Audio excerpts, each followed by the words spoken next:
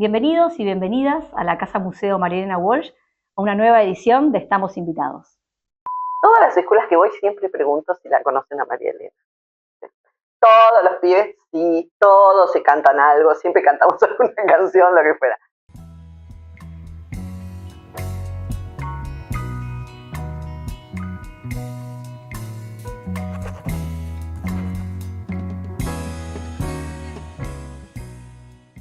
Margarita, muchas gracias por haber venido a esta Casa Museo y por sumarte a este espacio de reflexión. Muchas gracias a ustedes por la invitación, me hicieron muy, muy feliz. Bueno, nos alegramos mucho que estés acá. Es un honor para mí.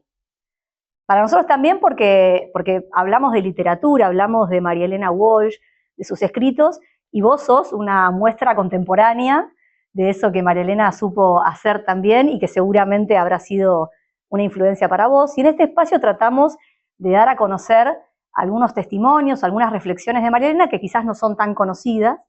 Y en esta edición en particular queríamos hablar de infancia y bibliofobia. Un texto, una crónica que María Elena escribió para el diario Clarín en 1980, en un momento que se parece bastante al que vivimos en la actualidad, a pesar de que ya pasaron muchos años de aquel momento, pero que tiene algunas reflexiones, algunas ideas geniales, disparatadas, como era el estilo de María Elena. Cuando escribía para niños y cuando escribía para grandes, era disparatada, ¿no? En cualquiera de esos totalmente. dos ámbitos. Sí, y además, al respecto de que es un texto, podría haber sido escrito ayer, ¿no? Porque bueno, yo que hace 40 años, más de 40 años que estoy en la docencia, siempre terminamos con lo mismo, ¿no? Los chicos no entienden lo que leen, los chicos no leen, antes leían más. Estas estadísticas, esta prueba a aprender que nos cae en la cabeza de los docentes todos los años, ¿viste? Como diciendo, bueno, los chicos no comprenden. Y la verdad es que yo que voy mucho a escuelas me encuentro con otras situaciones. Son muy variadas las situaciones, ¿no? Claro. Ninguna generalización está buena al respecto de la lectura, me parece. Yo realmente me hice lectora en una familia que no había tantos lectores, no había tantos libros tampoco. Mi abuela era la única que leía mucho y leía cosas para ella, no era que me leía a mí. Claro. Puntualmente no era tanta costumbre leerle a los niños.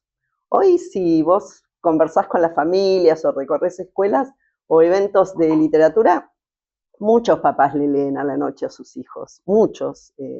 Por supuesto que no todos, ¿no? El libro es caro, el libro no llega, pero bueno, hay siempre un montón de opiniones alrededor de por qué los niños no leen, y creo, bueno, que acá María Elena hace unas explicaciones muy divertidas y muy lúcidas, ¿no? Tal cual, dan la tecla, ¿no?, de una discusión que, como vos decís, tiene mucho tiempo y que parece regodearse del problema, pero sin una solución aparente, ¿no?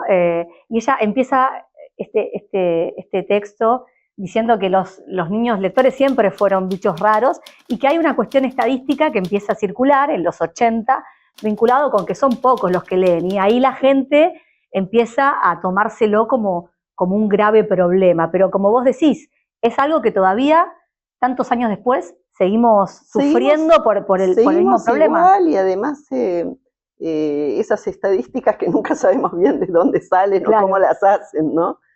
O a quién le preguntan. Yo creo que realmente, bueno, hay algo indiscutible que tiene que ver con la tecnología, con las nuevas distracciones que nos involucra a todos, ¿no? Porque resistir al teléfono, a las redes sociales para leer, es todo un esfuerzo, pero también es cierto que con los años, y por ahí en esos años todavía no, existe el mediador de lectura, que para mí es fundamental, ¿no? El que hace llegar los libros a los niños, qué libros, cómo los hace llegar, y entonces ahí hay un montón de gente, bibliotecarios, docentes, promotores de la lectura, que están permanentemente haciendo el esfuerzo de acercar los libros a los chicos como algo lúdico.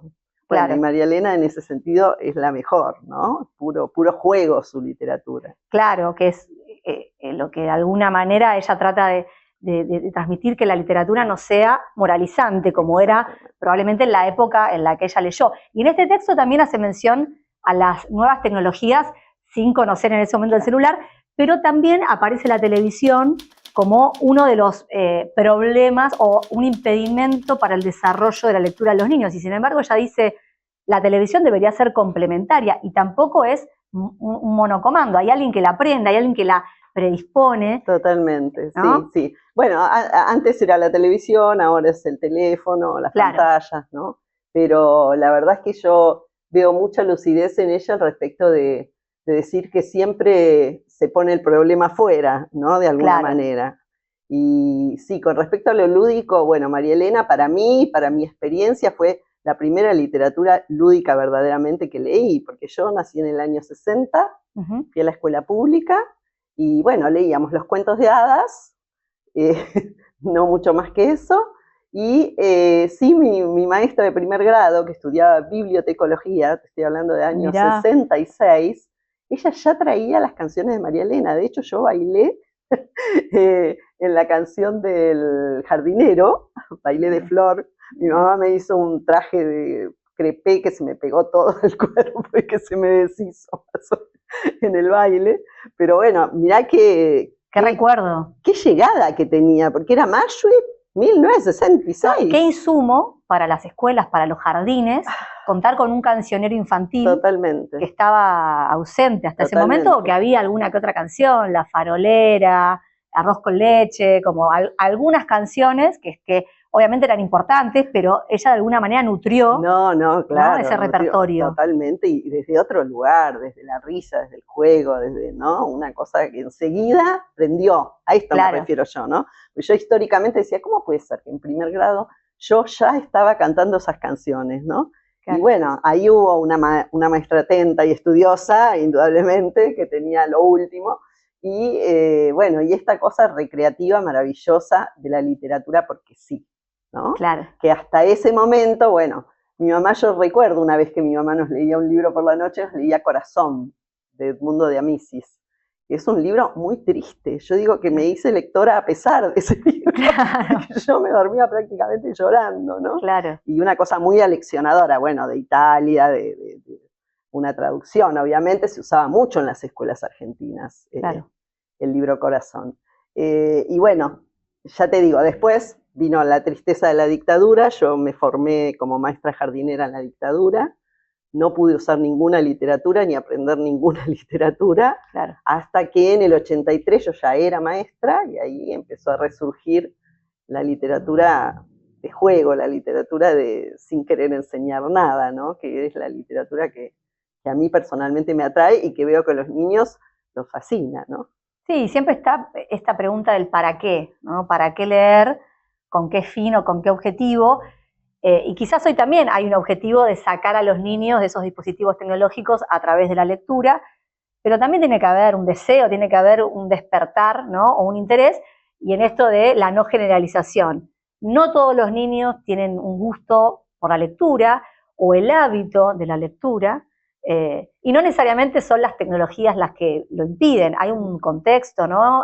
María Elena también aborda la diferencia entre un análisis, si se quiere, urbano de esta situación o de este fenómeno, y un análisis distinto de barrios en donde quizás la lectura es casi imposible porque no hay condiciones para llevarla a cabo. Bueno, ahí está lo que siempre decimos al respecto de la responsabilidad de los que nos dirigen, ¿no es cierto?, para que los libros lleguen donde tienen que llegar. Porque una cosa es elegir ser lector o no lector con una biblioteca en tu casa, claro. Y otra cosa es elegir porque no llega un libro a tus manos, ¿no? Claro, son dos realidades distintas, pero que circulan y que, así como las personas que tienen acceso a los recursos materiales y económicos tienen ese problema, que quizás los niños no se interesan por la lectura, bueno, también lo tienen aquellos que no tienen ningún recurso, pero por otras condiciones, ¿no? Totalmente. Está ahí la y otra cosa que dice elegir. María Elena en la nota, que es muy gracioso, es que los chicos tienen 5 cumpleaños a la semana, ¿no? Como los presenta un tipo de niños, ¿no? Representa un tipo de niños que siempre tiene compromisos sociales y que sale de la escuela y va a natación y después va a inglés y después, ¿no? Con una cosa de agenda muy complicada, que donde entra la lectura en eso, ¿no? Muy del mundo contemporáneo, de la hiperproductividad y de que el ocio está mal visto. Sí. Entonces ella también dice en el texto, si no tenemos momentos de ocio, de descanso, porque eso parece que estás haciendo algo que no, tenés que estar trabajando, produciendo, Entonces, si no fomentamos el ocio, también es difícil Sí, el fomentar. ocio que con los niños se empareja con el aburrimiento, del cual ella también habla, ¿no? En la nota. Claro. Los niños cuando te dicen estoy aburrido, y uno se pone como animador de fiestas, ¿viste? Claro. A tratar de entretenerlos, y en realidad el aburrimiento de un niño muchas veces lleva a un libro, ¿no? O a una actividad creativa, claro, o a inventar algo, o a un juego lúdico, un juego simbólico. Sí, bueno, el deseo es lo que no está. Entonces, si siempre hay algo por delante, es muy difícil que ese deseo aflore, o que incluso, bueno, esté como algo que forma parte de la vida. A veces está la superdiversión del cumpleaños pelotero, las luces y el ruido, claro, y a veces está todo lo contrario. Pero ahí me parece interesante pensar en el rol de los padres, y particularmente de la madre. Ella habla de una madre que no tiene el hábito de la lectura, difícilmente pueda inculcarle a los niños ese hábito también, ¿no? Y habla mucho de a veces una necesidad más de los padres, de que los niños tengan cierto estatus o que lleguen a lograr ciertas cuestiones, y no tanto por la felicidad de los niños en sí misma. Hoy podríamos pensar a una distancia con ese texto, pero que también hay otros mandatos que pesan sobre los niños. Sí, por supuesto. Distintos, pero mandatos al fin, ¿no? Sí, por supuesto. No, yo creo que hay una clase de niños como en la que ella describe en la nota, todavía hay en ese sentido. Y también hay otros niños, bueno, donde los padres por ahí trabajan 12 horas al día y anda a decirle que le lea un cuento antes de dormir, ¿no es cierto? Eso también es una realidad. De todas maneras, a ver, un padre que se compromete a que su hijo lea o a que sea lector, le acerca libros, le lea a la noche, no asegura un niño lector. Al respecto de que también existen los gustos personales, ¿no? Claro. Y en eso hay que ser respetuoso. Pero una cosa es no llegar a ser un gran lector por falta de libros, por falta de estímulo, y otra cosa es por decisión propia. Claro, la posibilidad está, pero quizás aún así no lo elijo. Además está esto que deja ella muy claro en la nota al respecto de que qué bien queda decir que somos todos lectores, ¿no? Claro. Vamos mucho a la Feria del Libro, claro, y ahí nos mostramos como amantes. La Feria del Libro fue disparador de una risa, porque es tal cual. La Feria del Libro está llena de gente que camina por los pasillos, ¿no? O que consume también, donde está el consumo por delante. Pero los niños son más apasionados. Yo lo que puedo ver es que cuando a un niño le gusta leer, le gusta un autor, es incansable de pedir más historias, de demandar. Bueno, ahora con las redes sociales a mí me pasa mucho que me escriben chiquitas de 6 años diciendo: Margarita, leí tu libro, es hermoso. ¿Viste ese contacto? Claro, claro. Pero cuando los chicos se apasionan, se apasionan. El botoncito o la llave que tenemos que tocar para que un niño se apasione por la lectura, bueno, en principio son buenos libros. Siguiente es promotores de la lectura, como te digo, cómo le llega ese libro al niño. Porque si le llega, después tenés que hacer el resumen, contestar las preguntas de comprensión lectora. Yo digo, por eso salen todos mal en las pruebas de comprensión lectora, porque son muy aburridas. Claro. O sea, no, implican un esfuerzo y un trabajo que... ¿Por qué tenés que explicar un libro? Si vos entendiste una cosa y yo entendí otra y el otro entendió otra, ¿por qué tenés que decir cuál fue el nudo de la no, y también la historia? La ponderación y la evaluación siempre presente como una competencia, ¿no? Bueno, a ver si soy lo suficientemente bueno, si doy la talla para, cuando en realidad la lectura tendría que tener esa faceta más de disfrute y de placer, y no sentirme sometido siempre a la mirada del otro, en el sentido de si lo entendí, si fui bueno, soy apto para. Totalmente. Como tratar de escindir la lectura y la literatura de la evaluación o de la competencia. Totalmente. Que a veces también es un poco difícil, porque entiendo que las docentes utilizan el recurso literario también para bajar ciertos contenidos, que sí, Marielena un poco lo critica también. Sí. Yo soy docente. Y a los docentes, de alguna manera, alguien nos ha metido en las venas que todo lo que hacemos en la escuela tiene que rendir para algo. Claro. Es como un vicio. Es como, no sé, vos ves una mariposa y decís, puedo enseñar cómo se transforma la oruga en mariposa. Claro. No sé, te sale como una cosa didáctica permanentemente que te pasa por las venas y que es difícil evitar. Entonces, cuando Yo primero fui docente, después escritora, ¿no? Ahora cuando charlo con docentes digo, bueno, ¿y les leemos el cuento? Para nada, ¿no? Entonces, Claro. Para nada. Y ese nada, a ver, busquemos ese nada. Es para el disfrute, es para, sí, para la comprensión lectora, aunque no les tengas que tomar, ¿no? O para tantas cosas que enriquece un libro a un niño, tantas cosas. Pero bueno, es un poco así, el docente siente y ojo, los directivos le piden que justifique cada decisión que pone en su planificación. Si vas a leer este libro, ¿por qué lo vas a leer?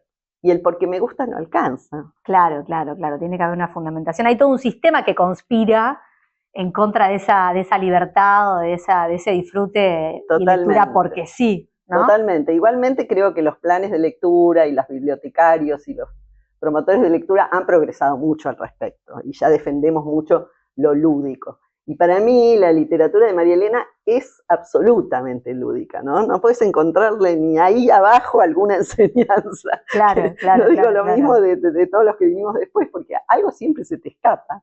En cambio María Elena es fiesta, ¿no?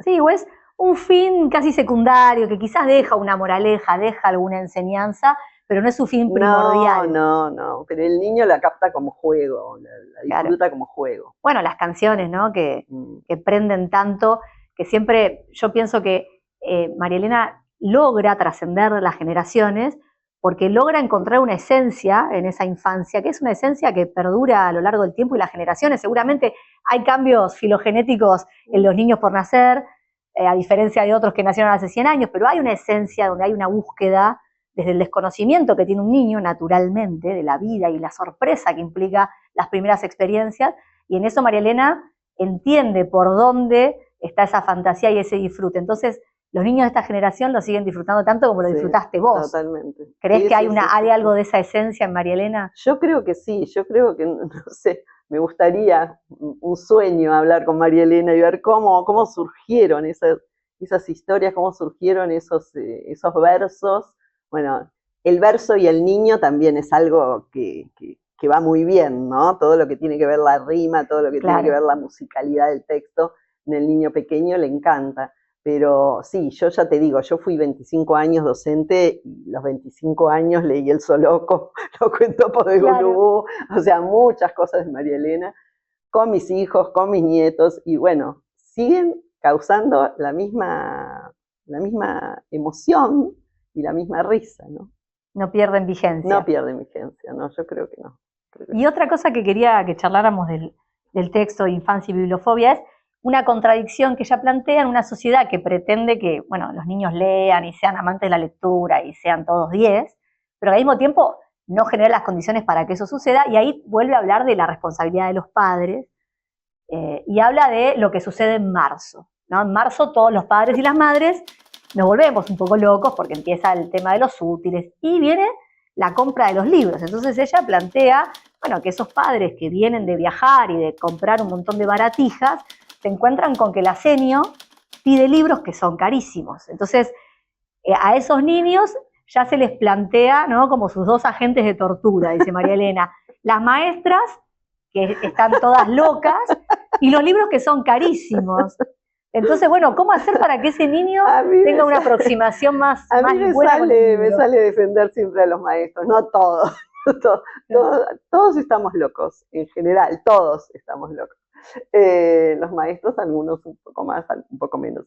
Pero realmente me hacía pensar y pensaba que iba por ese lado María Elena al respecto de los libros de inglés, que cuando mis hijos iban a la escuela, mi tortura de marzo eran los libros de inglés, porque esos sí que eran caros. Eran importados, eran carísimos, ¿no?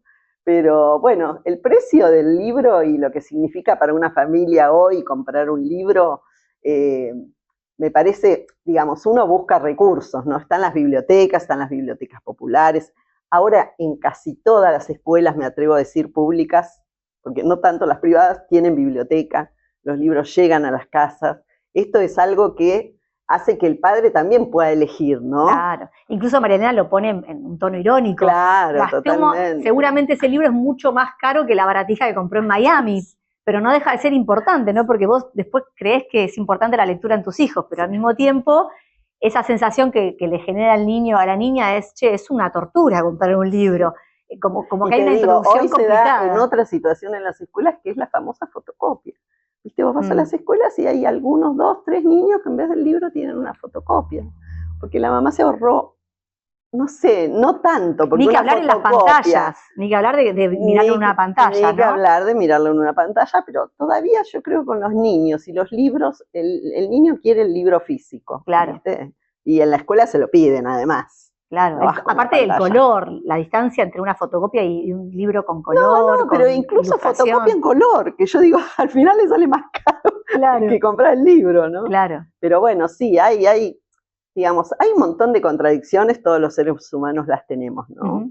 Y yo creo, muchas veces tengo compasión por los padres, cosa que por ahí María Elena no tenía. Claro. Al respecto, compasión de, ya te digo, de el trabajo que significa, ¿no? Sostener una familia en estos tiempos, llevarlos a la escuela, y la escuela pide la participación de las familias, y bueno, hay que trabajar un montón para lograrla, porque la verdad es que también eso se vuelve difícil.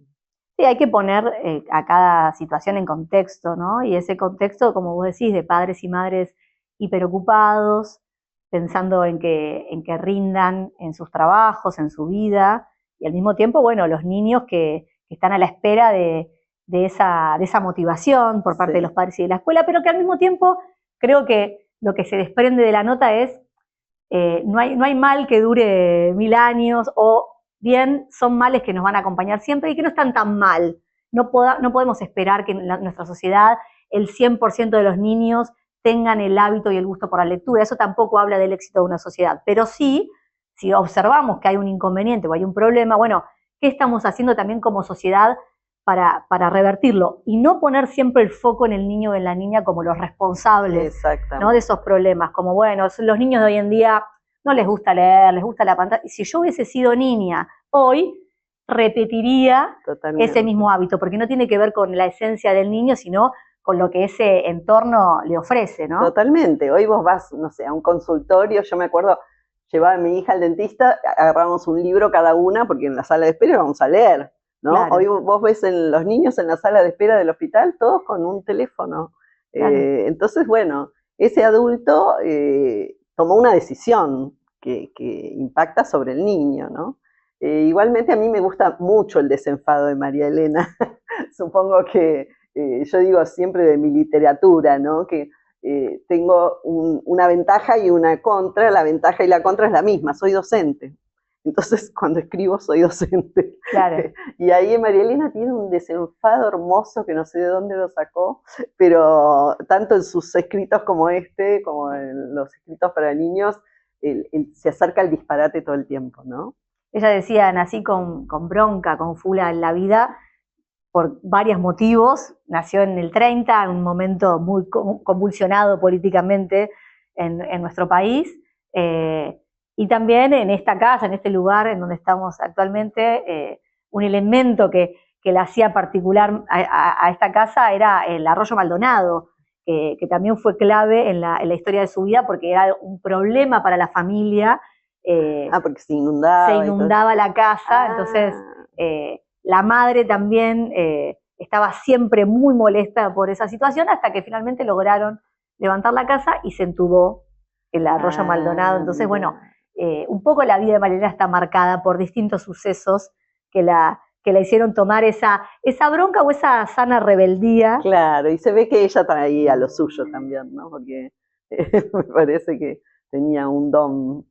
Sí, tenía algo propio, pero volviendo a la importancia del entorno, también tenía una familia que le permitió hacer cosas que quizás para la época no estaban tan bien vistas, como leer, como dedicarse a la literatura, como romper un poco ese mandato femenino, claro, de ser una madre ama de casa.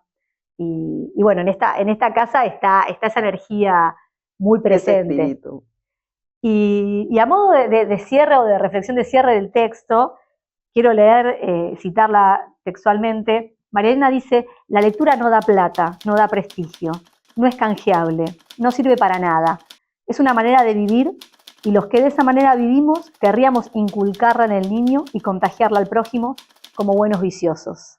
¿Te sentís identificada, Sí, vos que sos una totalmente. lectora y Sí, escritora? totalmente, totalmente. Pero yo también a veces digo esto, ¿no? A vos porque te gusta la espinaca, querés que todos coman espinaca, ¿no? Claro, A uno le gusta la lectura. Yo tengo 3 hijos, 2 muy lectores, el tercero, el más chico, siempre pone resistencia y me dice, a vos te gustan las historias en el libro, a mí me gustan en las pantallas. Y es un contador de historias igual, ¿no? Tiene, bueno, va a ser animación digital, le gustan los cómics, tiene otro camino para su vuelo. Y es otro camino, ¿no? Y yo claro, quiero que lea, y claro. le regalo libros, y le regalo libros. Me parece que los viciosos de la lectura tenemos que aceptar también que hay nuevos lenguajes que Claro. son tan válidos como la lectura, ¿no? Y que también hay que acercarla a los niños, porque si no estaríamos como negando toda esa vorágine de materiales nuevos, ¿no? Que Claro, surgen. Acá estamos haciendo un video para YouTube. ¿Te das claro, cuenta? Si claro. no, No, tendríamos que escribir un es libro. complementar, es como dice María Elena, la televisión tiene que ser complementaria del libro, no es una enemiga. Depende también de nosotros cómo utilizamos esas distintas herramientas, pero están, no van a desaparecer. No, Y hay también a veces en algunos sectores una tendencia a volver a un origen más puro, más natural, incluso en la enseñanza. Y la realidad es que es inevitable que es eso llegue a los inevitable. niños. Y no es solamente el niño desde su individualidad o de su núcleo familiar. La instancia de socialización es tan importante como esa socialización primaria. Y ahí se van a encontrar con el universo de las Totalmente. pantallas, de la interacción. Entonces, más vale Otra meterse cosa ahí que que dice ella en el correrse. artículo es que en la televisión siempre presentan a los lectores como, ¿no? A los anteojos grandes, enseguida a los anteojos como si no se Nerds, pudiera como, leer sin anteojos. claro. Y es verdad eso, en todo lo que es series, películas, ¿viste? El lector siempre está representado por un nerd, ¿sí? Claro, como mal visto. Sí, como ridiculizado de alguna manera, Claro, ¿no? O claro. aislado del mundo. Yo no creo que haya cosa que te relacione más con el mundo que leer ávidamente, ¿no? Porque al leer se desarrolla la empatía por el otro, porque vos estás leyendo historias de gente igual a vos o muy distinta que vos, en escenas como la tuya o en escenas muy distintas que la Claro. tuya, y eso te enriquece permanentemente tu mirada de los demás. ¿Y vos, para escribir, empezaste por leer como le pasó a María Elena o fue No, yo un fui muy proceso lectora distinto? desde chiquita, muy lectora. Mi maestra de primer grado, como dije, Nilda, me acercó muchísimo a los libros, ella nos contaba muchos cuentos y yo ahí me enamoré de los libros. Después mis papás se dieron cuenta, me empezaron a comprar libros, por supuesto, Robin Hood, todas las colecciones que circulaban, Claro. Mujercitas, todo eso. Eh, y bueno, ya cuando elegí la docencia, te digo, hubo ahí como un impasse en mi adolescencia y primera juventud porque fue el proceso militar y ya Claro. era difícil. Igual nos intercambiábamos libros. Y después cuando fui maestra, empecé a trabajar en una escuela donde había libros, fui conociendo nuevos autores. Y bueno, ahí me di cuenta de que mi pasión de maestra era la literatura, ¿no? Contar cuentos. Yo empecé narrando cuentos, Claro. inventando cuentos. En escenas de aula que, no sé, nos sobraba un ratito y yo decía, bueno, ¿de qué quieren un cuento? Una vaca, de un perro, de un sapo. Inventaba. Era improvisación, ellos te Sí, tiraban sí, sí, sí, improvisar la palabra y vos Yo arrancabas. siempre fui mucho tiempo maestra de sala de 5 y de primer grado. Esas edades son las mías. Y los pibes son muy disparatados, muy disparatados. De hecho, el domingo 7 era nuestro cuento preferido siempre, porque siempre terminábamos en el domingo 7 que yo narraba muy bien, porque además viste que hay cuentos que son para leer y hay cuentos que son para narrar. Claro. Bueno, María Elena tiene algunos y algunos, como todos. Y bueno, y así me volqué a un taller literario y gané un concurso, publiqué y bueno, después, ahora ya no ejerzo la docencia y me dedico a escribir y a divertirme. Muy bien. ¿Y tu último libro? ¿Hay algo ahí de la Sí, influencia bueno, acá traje walshiana? mi libro de cabecera. En realidad tengo que decir que cuando yo era maestra y en muy mala situación con mi hija, sacamos este libro de la biblioteca. No, no lo robamos. Primero lo fotocopiamos y mi hija lo pintó, que todavía lo tiene. Después lo compramos, que tiene otro nombre porque lo compramos usado en una librería de usados. Y bueno, estos cuentos eran los de todas las noches, de mis hijos y todos los días de mis alumnos. Mucho tiempo después yo estoy escribiendo una saga que el personaje se llama Alicia. Alicia porque es una mamá fanática en Alicia en el País de las Maravillas, como me gusta a mí decir. Alicia es un texto maravilloso, yo no tengo la suerte de haberlo leído en inglés, pero sus juegos de palabras, es hermoso. Yo di 11 años un seminario de literatura infantil en un profesorado, y ahí me daba cuenta que llegaban las chicas con 20 años y no conocían a Alicia, no habían leído Peter Pan. Para mí era desesperante, yo se los hacía leer de nuevo.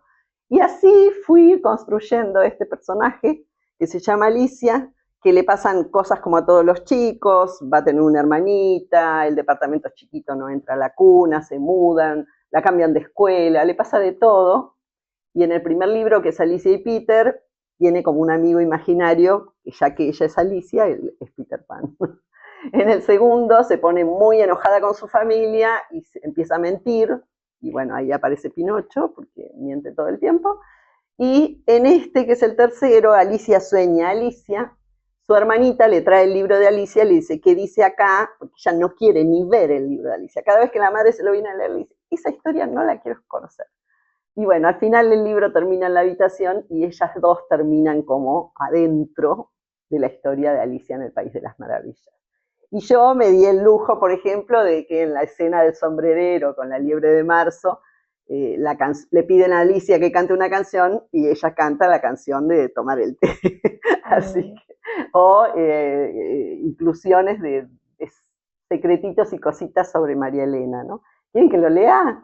Bueno, y esto puse al comienzo porque me pareció que tenía que decir algo antes de contar esta historia. Dicen que a María Elena Walsh le gustaba inventar que era la nieta de Lewis Carroll. Puedo imaginar que leyó en su infancia Aventuras de Alicia en el País de las Maravillas y A través del espejo y lo que Alicia encontró allí. Mi generación cantó las canciones de María Elena en casa y en la escuela. La generación de mis hijos se durmió escuchando los cuentopos de Gulubú y los limericks del Zooloco. En todas las escuelas del país resuenan las canciones y los cuentos de María Elena. Y así resulta. Nos nutrimos de las creaciones de aquellos que nos precedieron y volvemos a crear. Me gusta volver a los clásicos de la literatura infantil. Me gusta que las nuevas generaciones los conozcan más allá de lo que el cine propone. Y clásicos para mí son Peter Pan, Pinocho, Alicia y también María Elena. Vaya con la saga de esta nueva Alicia, mi humilde homenaje a tan grandes autores, especialmente a María Elena, la más grande. No imagino la riqueza de la LIG argentina de estos días sin su poesía. Bueno, hermoso, gracias. Hermoso. Gracias. Y gracias por tu amor por María Elena. Gracias a ustedes, un placer venir acá, un placer estar un poquito cerca de... Yo cuento algo más. Una vez fui a la Feria del Libro, imagínense, yo era docente, inquilina, 2 niños pequeñitos. Fui a la Feria del Libro y estaba María Elena firmando. Y entonces me puse en la cola, ¿no? Y mi hija, mamá, estaban cansados, eran chiquitos. Y no teníamos libros, porque no lo podía comprar, yo solo quería verlo. Y bueno, esperamos como 1 hora, viste que se hacían unas colas tremendas para María Elena. Y nos fuimos, y dije, bueno, será la próxima, y no hubo próxima. Así que bueno, pero la intención esto para mí es un lujazo. Muchísimas gracias por la invitación. Gracias a vos por sumarte a esta reflexión y bueno, ojalá que puedas volver tantas veces como quieras a este espacio. Dale, dale, muchas gracias. Gracias. Gracias por acompañarnos en este encuentro, en esta reflexión, y bueno, los esperamos en la próxima edición de Estamos Invitados.